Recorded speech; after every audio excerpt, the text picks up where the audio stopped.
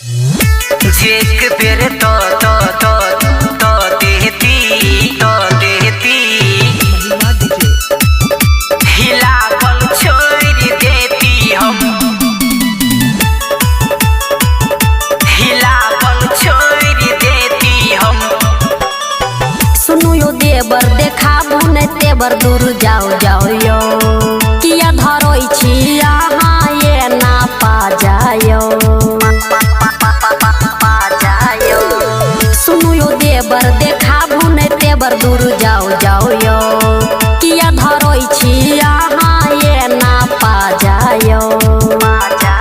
हमर छोरू ने बहिया के देख लेते भाई कुछो जोर देबै हम। जेक बेर दो देती हिला बल छोड़ देती हम, जेक बेर दो देती हिला बल छोड़ देती हम।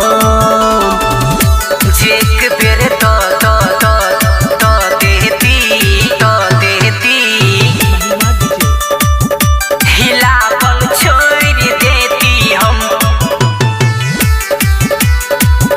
हिला बल छोड़ देती हम। हमारा से ये ना बतियाबू नायो की चाहे छी हमारा बताबू नायो। सुनु हमारा तय भरला दिया निये एना बाते बाते में भगाबू निये। हमर छोरू ने सारी नहीं घेरू के बारी हाथ मोर देबू हम। जेक बेर दो देती हिला बल छोड़ देती हम, जेक बेर दो देती हिला बल छोड़ देती हम। जेक बेर दो देती हिला बल छोड़ देती हम,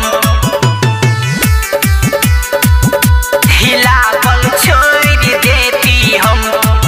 हम जाने छी यहाँ उबारू छियो और सब काम में यहाँ फारू छियो।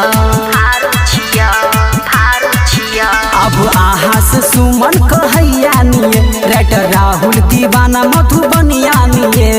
आहा के पूरत नहीं आस नहीं करू बक बस दे भोर लेबू हम। जेक बेर दो देती हिला बल छोड़ देती हम, जेक बेर दो देती हिला बल छोड़ देती हम।